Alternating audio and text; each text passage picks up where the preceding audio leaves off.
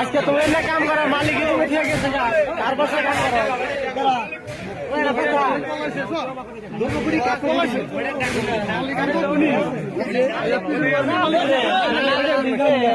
মুখ খোলা না করে মুখ আমরা করতাম মুখ খোলা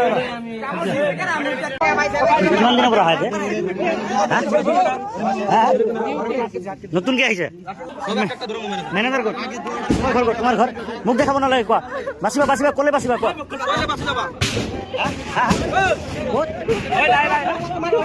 ধুবুৰী কিমান দিনৰ পৰা আহাতে আজি প্ৰথম আৰু কেইজন আছা তোমালোক কেইজন আছা তোমালোক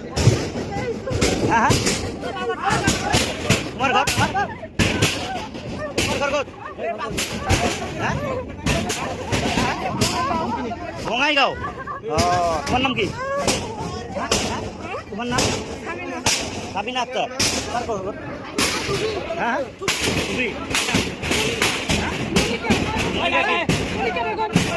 মনিকা বেগম তুমি কিমান দিনৰ পৰা আহা ইয়াতে আজি আহিছা হা জেসমিনা তোমাৰ ঘৰ ক'ত বঙাইগাঁও বৰপেটা আচ্ছা আচ্ছা তুমি লোকেল হোৱা তোমাৰ নাম কি তোমাৰ তোমাৰ হ্যাঁ হ্যাঁ হ্যাঁ জুৰকে কোয়া জেনি তোমাৰ ঘৰ কোন হ্যাঁ বৰপেটা কিমান দিনৰ পৰা কাম কৰা হ্যাঁ কিমান দিনৰ পৰা কৰা হ্যাঁ এক মাহ হৈছে আচ্ছা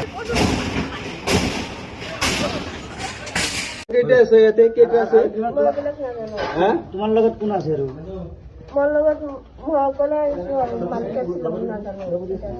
আর যদি যাচ্ছেন তোমার লোক তাইর ঘর কোন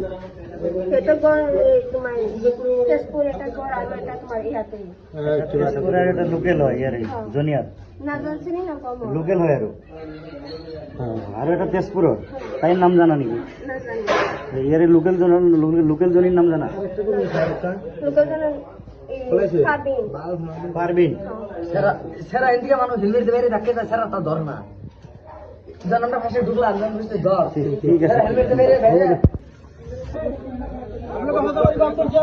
ভালকে কোৱা ঐ তহঁতক কোনে ইয়াতে কি কৰি আছে সঁচা কথা কবা একো নকওঁ ভালকে কৈছো সঁচা কথা ক এতিয়া কি কৰি আছিলা হা সঁচা কথা কোৱা কাম দিলে লাভ নাই ক আজি এই গোটেই ষ্টুডেণ্ট যে ইয়াতে আহিছে এইবিলাক অবৈধ কাম যে কৰি থাকা তোমালোকৰ কি লাজ নালাগে হা ঐ কি কৰি আছিলা গোটেই ভিডিঅ' প্ৰুফ আছে কি কৰি আছিলা ইয়াতে অবৈধ কাম যে হয় তোমালোকক কোনে এইবিলাক কৰিব দিয়ে मालिक कौन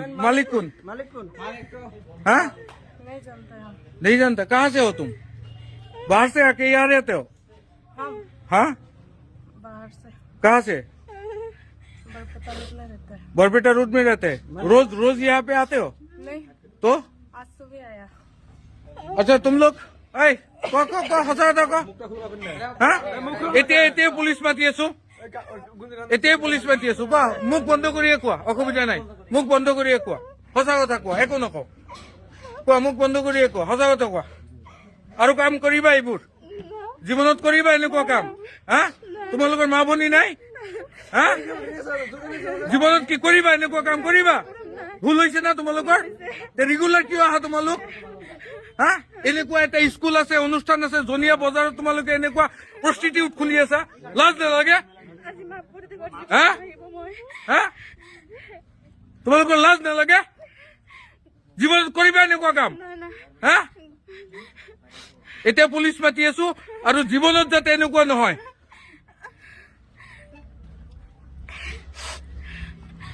আচলতে দুখনকৈ ধাবা চলি আছিলে। প্ৰথমে আমি ভাবিছিলোঁ যে ইয়াতে ধাবাই চলে, মানুহৰ ৰেষ্টুৰেণ্ট খোৱা বোৱাৰ ব্যৱস্থা আছে। কিন্তু পিছত গৈ পেলাই গোটেইখিনি তথ্য ফাদিল হ'ল। আজি গোটেই যুৱকসকল ওলাই আহিছে, ছাত্ৰসকল ওলাই আহিছে, আহি পেলাই গোটেই ভিডিঅ' প্ৰুফ আছে। মানে ঘৰৰ ভিতৰত ইয়াতে কমচে কম 7জনকৈ ছোৱালী, এটাকৈ ধাবাত 7জনকৈ ছোৱালী, এটা প্ৰষ্টিটিউটৰ ৰেকেট চলি আছে ইয়াতে। ধুনীয়াকৈ ৰুম চুম বনাই পেলাই ভিতৰত আপোনাৰ সা সুবিধা গোটেইখিনি আছে, বিচনাও আছে, ছোৱালীও আছে। আপুনি আহক, ইয়াতে প্ৰষ্টিটিউটৰ যিখিনি ফিজ আছে জমা দি পেলাই আপুনি 1 ঘণ্টা 2 ঘণ্টাকৈ থাকি পেলাই গুচি যাওক। এইটো এটা বিজনেছ চলি আছিলে। আজিৰ পৰা এই বিজনেছটো বন্ধ হ'ল।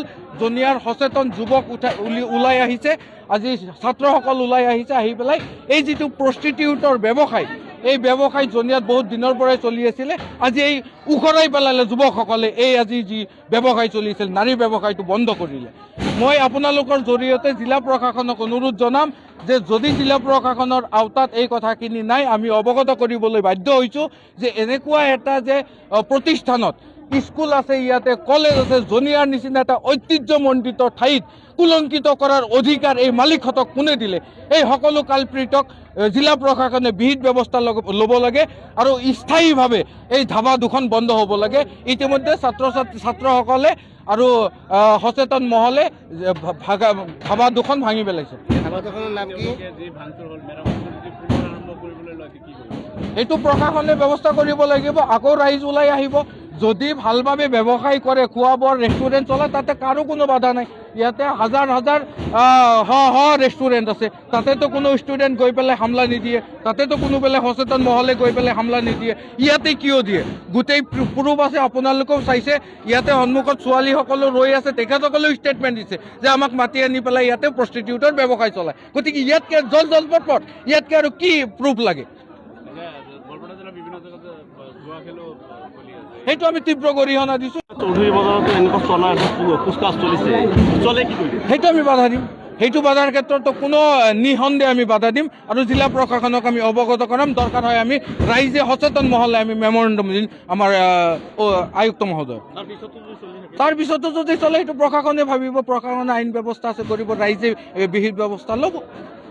আপোনালোকে আছে সচেতন মহল, সাংবাদিক বন্ধুসকলৰো এটা গুৰু দায়িত্ব থাকে যে আপোনালোকে এইটো এটা ভৰপূৰ নিউজ কৰক যে এনেকুৱা এটা চলি আছে বা আপোনালোকে এইটো চলিব নালাগে। সাংবাদিক বন্ধুসকলে যদি এইটোলৈ লাগে আৰু সচেতন মহলে যদি লাগে, মই ভাবোঁ যে এনেকুৱা কাম কোনোদিন নহ'ব। জনোৱা হৈছিলে, প্ৰশাসনেও কৈছে যে তেনেকুৱা একো আমি পোৱা নাই। আজি প্ৰুফ প্ৰশাসনে পাই গ'লে মই ভাবোঁ যে প্ৰশাসনে এইটোৰ বিৰুদ্ধে এটা একশ্যন ল'ব। ধন্যবাদ।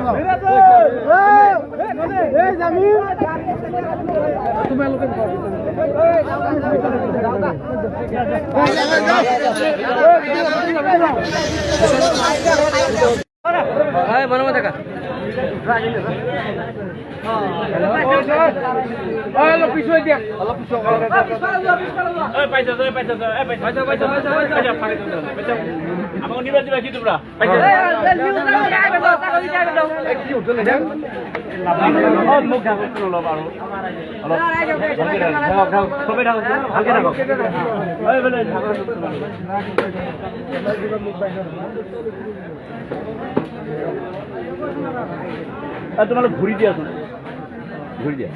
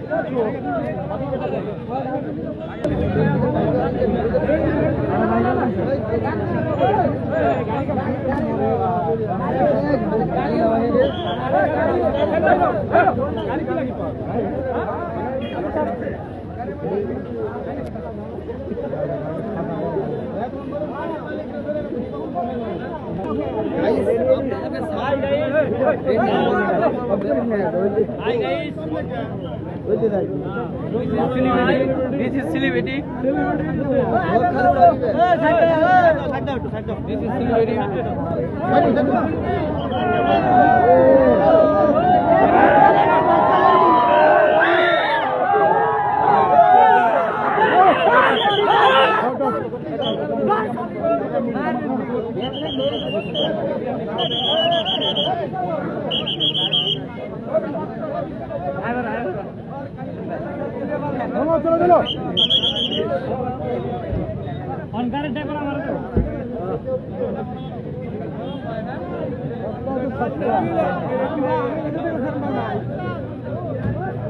Thank you.